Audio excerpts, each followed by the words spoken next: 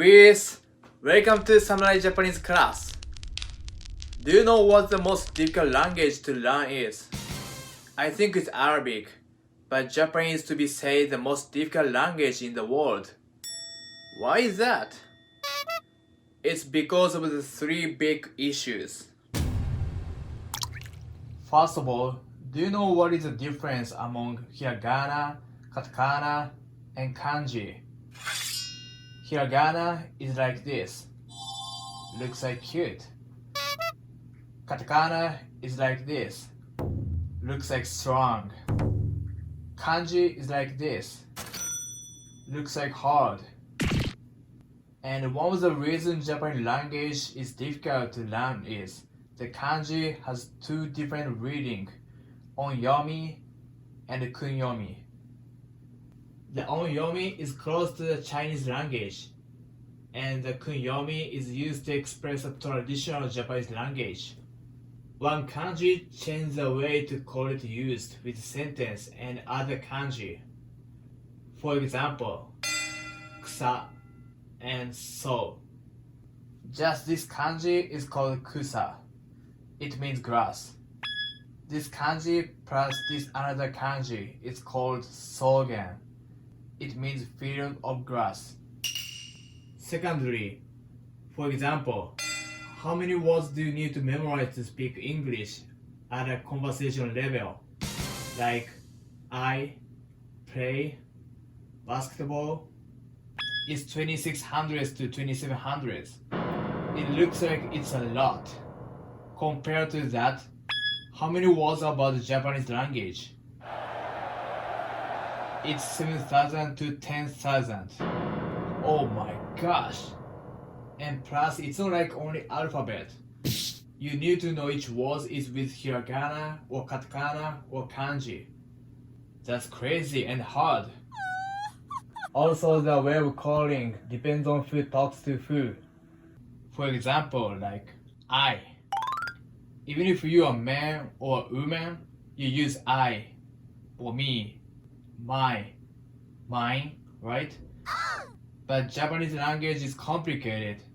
It's called differently like you are a man or a woman. When you talk to older or younger, often use the words for I, watashi, boku, anata, ore, ora, sessha. Excellent! There is a thing that I feel like kind of strange and weird. It's about he and she. It's called kare, kanojo in Japanese. But those mean boyfriend and girlfriend. So we don't use he and she. We basically just call them their name. And since we don't use subject like I, you, so we don't really use he and she. Oh! That is the third reason the Japanese language is difficult. We don't really use subject. We just assume the subject in context. English needs form of the subject plus verb plus object. So Japanese language is basically shorter sentence than English. It's really hard to be able to speak Japanese. First of all, we don't use alphabet. You need to learn hiragana and katakana. Do you think what about kanji? I think kanji is extremely difficult and you don't have to learn all of kanji. So after hiragana and katakana. Oh!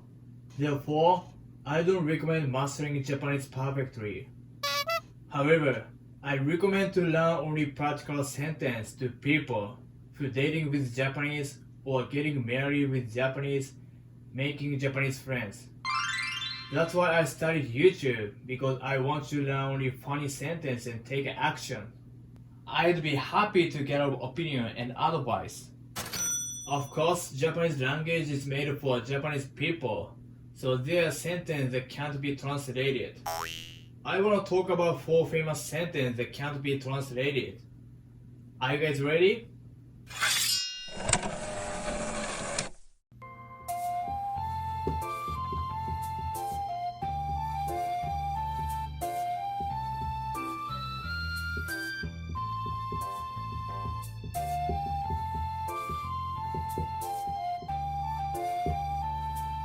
お疲れ様です。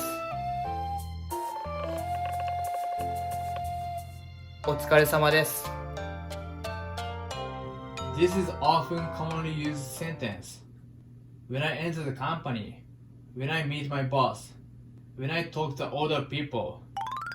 Otsukare is tired. Sama is Mr. or Miss. Desu is used as Keigo. It's kind of strange to use the sentence even though I'm not tired. It means good job, or what's up sir, or have a good evening. お疲れ様です。I use it when I talk to older people, but when I talk the same age of the people or younger, I don't use it. I don't say the last two words, des. It's like お疲れ様 or お疲れ or even shorter way, ots. It's like sup. Be careful if you talk to older people and say ots, お疲れ お疲れ様. It's gonna piss them off.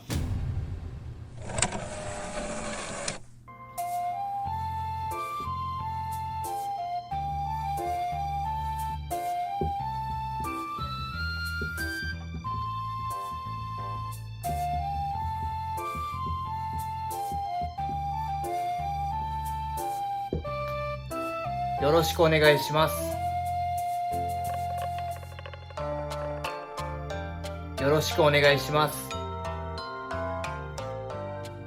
よろしく means please. お願いします means I'm begging. They both means to ask for. This is also Keigo, which when you talk to the older people. Here is mainly when you use this sentence.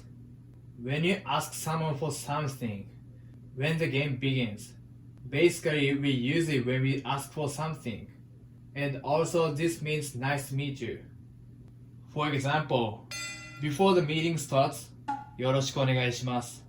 When you talk to same or younger people, it's よろしく or よろ.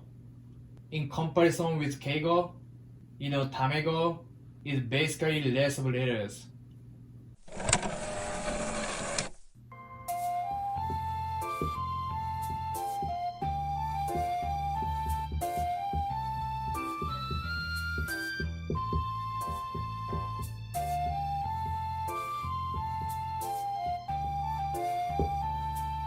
お世話になってます。お世話になってます。お世話 means take care. なってます means like I've gotten. To translate directly, it's like I've taken care of by you.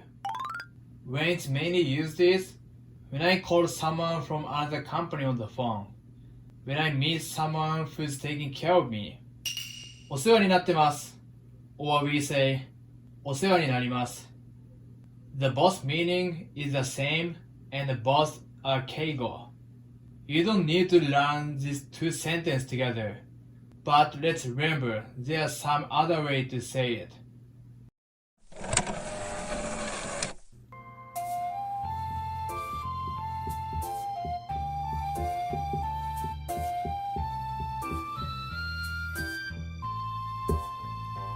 いただきます。いただきます。 This is used before eating. Itadaki means take. Let's hold your both hands and bow ryobi and say いただきます On the contrary, after we finish eating, we say ごちそうさまです Also at that time, let's hold your both hands and ryobi bow. In Tamigo, it's ごちそうさま I don't think there's no one who never eat in a day, so everybody should have a chance to say it. I don't say it by myself, but I say いただきます when my mother makes a lunchbox, and when I open it and looks more luxury than usual. When you're gonna date with your girlfriend and went to a fancy restaurant and order some, once you get drink, you should say the sentence I taught you last time. 君の瞳に乾杯 When the meal comes いただきます After you put chopstick and wipe your lips with towels ごちそうさま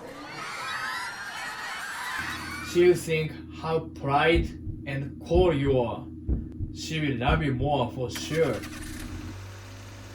There are still more sentences that can't be translated to English. But you need to use this for sentence. Then you are a member of Japanese. Welcome. ようこそ I know it's really hard to learn Japanese. Even to me.